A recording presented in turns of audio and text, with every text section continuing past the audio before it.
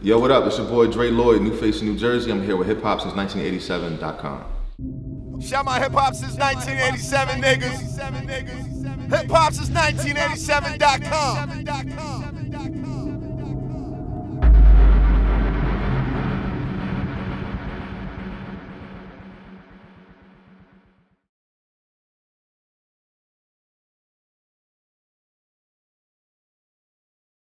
What's good? It's your boy Rick Dange here with a man that reps Jersey, but we here in Philly right now. Yep. Mr. Dre Lloyd. What's good with you, bro? I'm good, man. How you, man? How you? I'm chilling, man. I'm chilling, man. All right. We had a lot of good convos off camera, but for the people that's watching us that aren't familiar with you, let them know your name, how you got your name, and let them know where you're from. All right. Well, first and foremost, I'm from New Jersey. You know what I mean? I'm not gonna do like the whole South Jersey, North Jersey thing. I'm from New Jersey. My name is Dre Lloyd. I got the name. That's the name I was born with. I mean, I've had a series of rap names when I was younger that I'm not even going to say on camera right now because this shit is embarrassing. But nonetheless, you know, what I did was I turned my name into an acronym. So it stands for, my last name stands for you'll live longer when you overcome your demons. You know what I'm saying? So, you know, that's what I'm about. But I'm an artist though, all around artist. I'm not just a rap artist. You know what I mean? I could, you know, write for different genres and stuff like that. But what I can provide vocally is, you know, rap artist. So okay. Now let's talk a little bit about your grind from Jersey, beginning your music career to where you're at right now. Well, I mean, the way I got introduced into music was actually by my parents. So my dad, you know, he introduced me to like old school like rap from like the late 80s, early 90s. So I'm talking about, he had like a big like tub full of cassette tapes with like old like EPMD, like KRS-One, like King T, Ice T, all the like, he really was like a real big like West Coast. The classics. Yeah, the classic shit, you feel me? So, and then my mother, she gave me everything on the opposite end, you know what I'm saying? So she gave me like the India Arie, she gave me like the, you know, Erykah Badu's, the Tina Marie's, she gave me like, you know, the Luther Vandross's and, you know, things like that. So that's how I got introduced into music. But, you know, I actually started writing music when I was 14. Wow. Okay, and I'm 26 now, about to be 27. Right. So, you know, when I started first writing music, you know, I was actually too embarrassed to really like let people hear what I had. So I remember riding around in my dad's car one day and was just like, yo, you ever just listen to, like, I was too embarrassed to tell him I was rapping and shit. So I was like, yo, you ever just listen to the beat? Like, or whatever. He looked at me like, no. You feel me? Like, no, I need the lyrics. So nonetheless, you feel me? He found out later that those beats that I was just making him ride around listening to in the car was like the beat CDs that I was, you know, writing to. Right, like, you see what I'm saying? And I ended up, you know, from there, I mean, I've ran into a lot of different people, you know, in the industry, out the industry, learned a lot from like, you know, the ups and downs and, you know, things, but, you know, nonetheless, you know, this is where I'm at right here, right now. Yeah. Okay. Now, recently you've had a couple big shows that you opened up for, Styles P, Jay Electronica. Right. Number one, what artists do you get inspiration from? And number two, if you could do a track with anybody, R&B or rap, who would you work with? Well, as far as the inspiration is concerned, I would say definitely someone like a J. Cole, you know what I'm saying? Someone, you know, Kendrick Lamar, Jay Electronica, of course. Right. You know, the people who, you know, are really like transparent, like in their music. You know what I mean? It doesn't sound like they're trying to just force like the music, you feel me, that they're making or whatever. Like, you know what I mean? Like, you see a lot of those times, those people don't even do like a lot of interviews because they allow like their talent to speak for themselves. I feel like, you know what I mean? So, you know, people like, I mean, you know, Jay-Z, Nas, you know, all these different people, you know, they're like inspirations of mine. I look up to people like that. Okay. But as far as I'm sorry, what was the second? What was a collabo, if you could. Oh, the collaboration. You know what? I would like to collaborate with. Right now, I would have to say probably like Kendrick Lamar. You know what I'm saying? Because I heard that, you know, some of the things that he does, like even when he did the song with MC8, he said that you know, when MC8 came in the studio, he was saying that even his part that he says like throughout the transition of the song, like he wrote all of that. You see what I'm saying? So I know that his imagination is like, you know what I'm saying, just like mine. So like even when you hear certain songs of mine, you might hear other people saying, you know, different poetry pieces, like whether it's like females or even like, you know, the choruses or even like certain pieces in the background. I do the same thing. You see what I'm saying? So even though you're hearing them say it, it's like, you know, so his creativity level, you feel me, and his imagination is what I'm really more so like interested in, you know, getting to experience. I can see y'all doing a track together. Yeah, I mean, absolutely. if y'all go check out his page or listen to his music, you will also agree you can see him doing a track with Kendrick. Right, I appreciate that too. Like I said, right now we're in Philadelphia. You're from Jersey. What's been the biggest hurdles for you being an artist that's from Jersey, but also making a lot of moves in Philadelphia? I think the biggest hurdle is, it's not just Philadelphia. I think it's pretty much everywhere. Like, you know what I mean? Like unfortunately, you know, the people who I'm trying to reach, who everybody else is trying to reach, you know, are coming from, you know,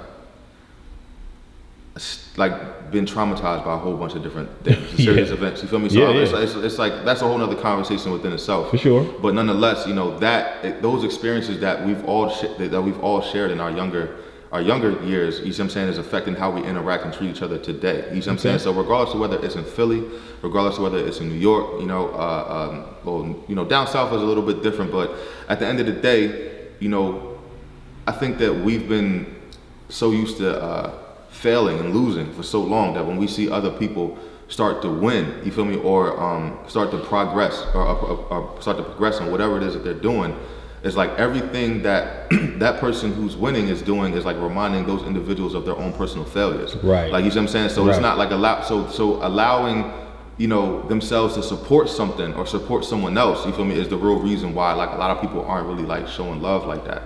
You know what I'm saying? So at the end of the day, I mean, that's really like the main issue. You know, I hope that one day, you know, it probably won't happen in our lifetime, but you feel me, hopefully one day, you know, we get ourselves together to the point where we can, you know, actually come together, pull our dollars together, and, you know, support one another. That's the reason why the South is like kind of like winning right now. You know what I mean? But I would say overall though, the biggest hurdle would be getting over my own insecurities. Okay. You feel me? That, you know, because, you know, we are our own worst enemy at the end of the day, you know what I'm saying? So it's like our insecurities and our doubts and things that we taken from other people who's telling us, oh, I wouldn't do that, that might be a bad idea, is the main reason why a lot of us aren't even really doing shit. That's the reason why I got this shirt, like the Stop Bitching thing. That's my reminder to myself and others, you see what I'm saying, that you can't really make excuses on why it is that you're not doing what you really want to do in life, you know what I mean? Now, people watching this and they want to get them a Stop Bitching shirt, where can they get that from? Well, you can just hit me up right now on Instagram. I mean, I didn't start putting it out yet. I mean, I'm just wearing it, you know, until I actually start getting enough people to like,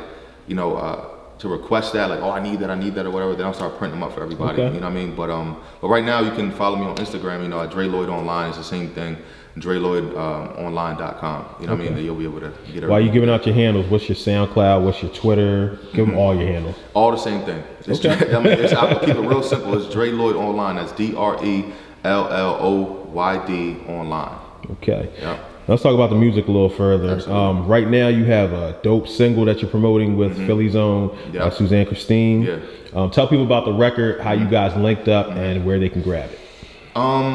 Actually, we linked up at something called Global Village. I don't know if you've ever heard that before. I have. Yep. But yeah, we were both the featured artists during the summertime or whatever. And she actually like pulled up, you know, by herself. Right. Like, you know what I mean? And so we started talking, and you know, exchanged numbers, and from there I was just like, yo, I got a song or whatever, you know, would you like to well, first of all, I'm gonna tell you something about her. Like, she's like the most like down to earth like person like I've like ran across in like a long time. Who's like in this business, you know what I mean? And it's like, because even like when I texted the first time, I'm like, yo, is it alright if I give you a call, you know, courtesy or whatever? She's like, you don't have to like text me to ask me if you can just call me or whatever, like I'm good. So I'm like, all right, bet. So, you know, I wrote the song, and the song was entitled, and she came through, did it, everything was good. Professional, laid it down, got in, got out, and everything was good. But the song is entitled Sons and Daughters. Is available on all streaming platforms right now. But what inspired the song is actually one of those things we were talking about, like the hurdles, things that we go through, you know, in our early years, and that's coming from like a single parent home or coming from a broken home. So I don't have any children, but the two verses that I wrote, one is geared towards the son and one is geared towards the daughter, and it's actually a conversation that a father, you know, could find himself having if he had enough courage to actually do so. Explain to his kids the reason why, you know, him and their mother aren't going to be together anymore. So it's really talking about like the divorce, you know what I'm saying, situation, you know, with us. So, you know, some of the things that were said in the verses were some things that, you know, I've heard, you know, from my dad, from firsthand experience.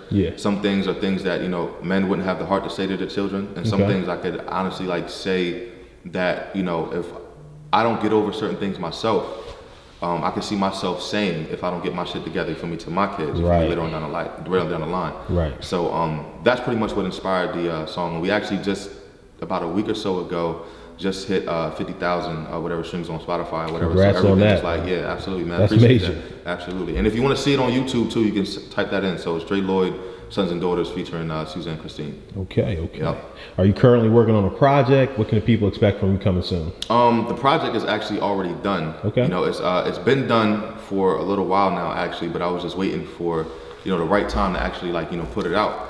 So, you know, now, you know, with everything that I have, you know, lined up coming for the summer, you know, with, you know, like Essence Fest, OVO Fest, you know what I'm saying? I got a couple joints with, you know, coming up at SOBs, and, you know, a lot of features that I have, you know, on the, you know, in the tuck as well. I'm going to release it next month on my birthday, you know what I'm saying? So April 6th. Okay. It's only a matter of time. You'll be able to find it on all streaming platforms, you know, Tidal, Spotify, Google Play, Amazon, iTunes, Apple Music, all of that good stuff. Okay. Well, you know, I got to get some bars from you before we get out of here. But is there anything else you want to lead the people with before we get into them bars? Yeah, absolutely. One thing I would like to tell everyone out there, regardless of whether you're an actor, whether you want to be a singer, a rapper, whatever, a manager at Walmart, Wawa, it doesn't make a difference. You know what I'm saying? If you have something that you want to do in life and you know what makes yourself happy, then you need to, by any means, go after what it is that you want in life. Don't allow other people to put their fears and their insecurities on yourself. And you know, don't follow your dreams, chase them. Dreams without goals are just dreams and will remain dreams forever. So make sure you get that done. Okay. It's your boy Rick Dange. Yes, we about to get into these bars. Let's go. All right, check this out.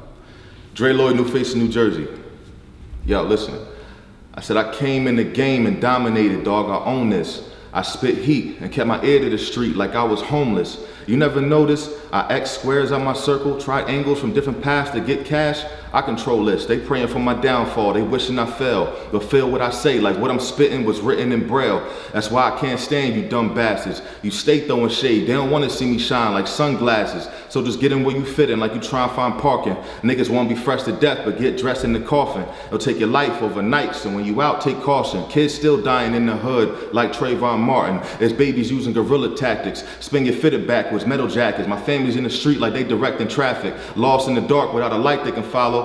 They quick to snap and twist your cap like they try and tighten the bottle. It's a shame they do whatever just to get to the bag. Kicking your door, lay you on the floor and get to the stash. They bloodhounds for the money. They smell it and try and find you and let they bullets run through niggas like Black China. But me, I'm the hottest in the street. I'm the boss, yes. I broke every rule in the game, ain't lost yet. I got a freak like Cardi. I hit it once, she ain't want me to take off and won't let me go. I'm offset. I'm the rap game's grim reaper, bone and flesh. So don't you get out of line, you better watch your step. I got them reaching for the sky like a morning stretch, cause everything I say is hot like morning breath. Jersey and Philly connected, dog, that's how we want it. All that shit you niggas talk about, already done it. Old beef, that's water under the bridge like Ben Franklin. You fell off cause you don't know how to keep it $100 bill, y'all. Jersey.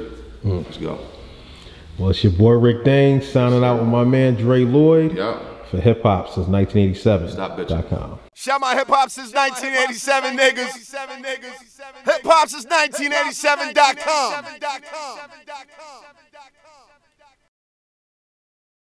Oh man, they loving what we do because it's real. This is my other half right here, man. Yeah. So you don't get me without him, and you don't get him without me, you know? Southside, you work with a lot of dope artists in your time. Working with a cat like this, how do you feel like, I don't want to say it's amplified your career, but it's taking you to new heights? Man, this ain't work to me. I don't charge him no money. This is my brother. I want to see him be the biggest thing in the world. We just get money together. That's all we doing. Yeah. Like and spend that shit too. Yeah. We spending that shit too.